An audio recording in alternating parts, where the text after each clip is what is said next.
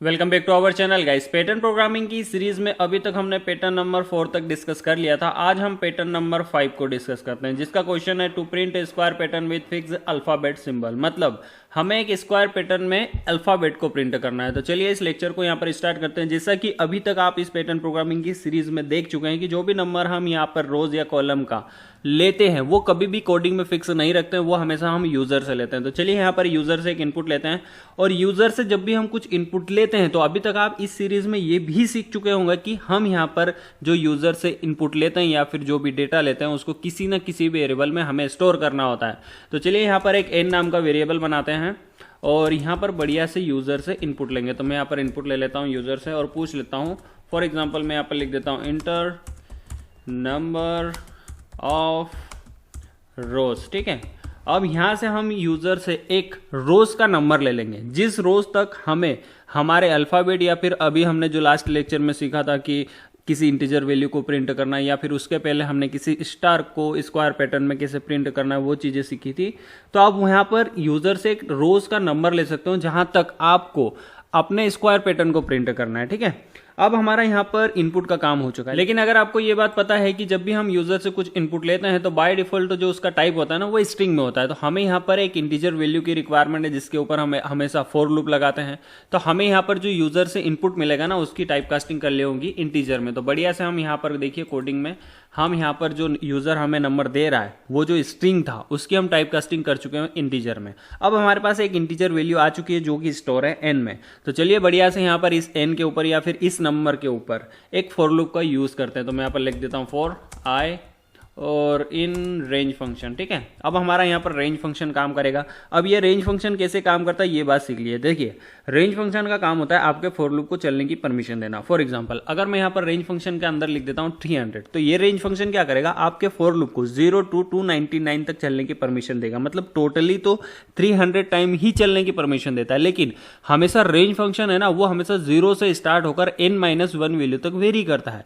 तो ये बात आपको याद रखनी होगी। अब फिलहाल में हमें हमारे रेंज फंक्शन को इस क्वेश्चन के अंदर कहां तक चलाना है, तो जो नंबर यूजर देगा, अब वो जो नंबर यूजर देगा उसको हमने स्टोर किया है n में, तो मैं यहां पर उसकी जगह पर n पास कर देता हूं। ठीक है, अब हमारा यहाँ पर फॉर लूप का काम तो पूरी तरह से हो चुका है। अगर यहाँ पर हमारा फॉर लूप वर्क करता है तो सिंपल सी बात है, हमें फॉर लूप की मदद से क्या काम करना है, सीधी सी बात है, यहाँ पर हमें प्रिंट करना है। क्या प्रिंट करना है, अब हमें यहाँ पर प्रिंट करना है, फॉर एग्जाम्पल हमने क्वेश्चन में लिखा है कि अल्फाबेट सिंबल को प्रिंट करना है। तो मैं यहाँ पर एक एग्जाम्पल लेता हूँ, मुझे ए को प्रिंट करना है। ठीक है, तो मैं ए को प्रिंट करके आपको दिखा देता हूँ। एक बार कोड को रन करके चेक करते हैं कि प्रॉपर हमारा काम हो रहा है या नहीं।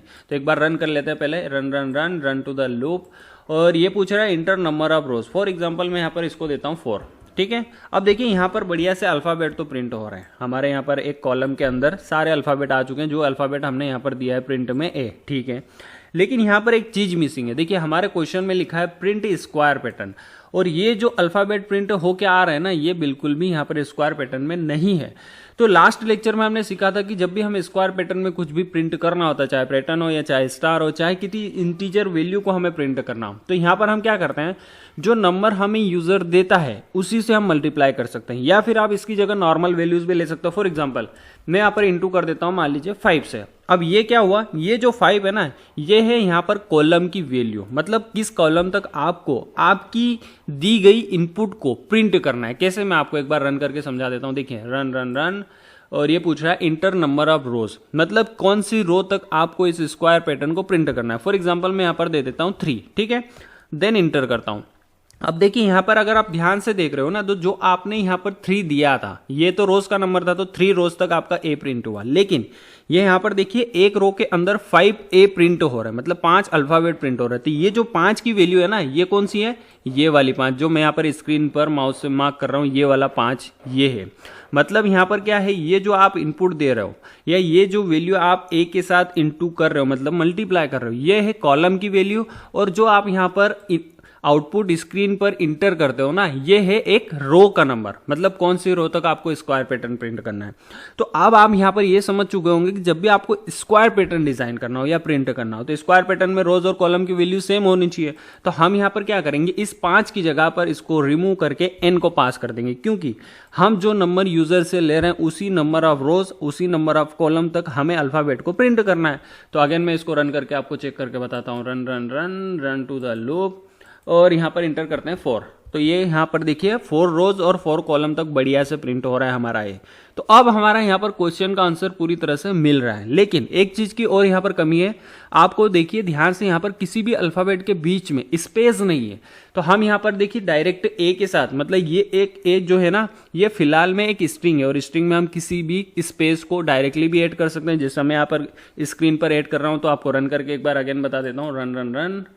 और ये पूछा इंटर नंबर ऑफ रोज, मैं यहाँ पर इंटर करता हूँ 5। ठीक है, बहुत ही बढ़िया से गाइस देखिए हमारा यहाँ पर एक स्क्वायर पैटर्न और अल्फाबेट के शेप में बढ़िया से आ रहा है। अल्फाबेट जो हमने पास किया था ए, उसी के हिसाब से अगर आप इस ए अल्फाबेट को यहाँ पर चेंज करके कुछ और करना चाहते हो, फॉर एग्जांपल जी में चेंज करना चाहते हो, तो आप वो काम भी कर सकते हो। अगेन मैं यहाँ पर एक प्रोग्राम को रन करता हूँ, देखिए यहाँ पर इंटर नंबर ऑफ रोज पूछ रहा है और मैं यहाँ पर इसको 6 देता हूँ और बहुत ही बढ़िया से गाइस देखिए यहाँ पर 6 रो और 6 कॉलम तक हमारा जी प्रिंट हो रहा है। तो कोई इशू नहीं है, बढ़िया से हमारा यहाँ पर एक स्क्वायर पैटर्न के अंदर अल्फाबेट सिंबल प्रिंट हो रहा है। लेकिन ये जो स्पेस वाला चीज है ना, यहाँ पर प्रोग्राम है, ये स्पेस आपको यहाँ पर 3 चीजें ऐड करना है। एक तो आप स्ट्रिंग के साथ भी डायरेक्टली ऐड कर सकते हो। सेकंड चीज हमने सीखी थी कि अगर ये स्पेस आप प्लस ऑपरेटर के साथ ऐड करना चाहते हो तो वो काम भी आप कर सकते हो। कैसे करना है लास्ट लेक्चर में हमने सीख लिया था।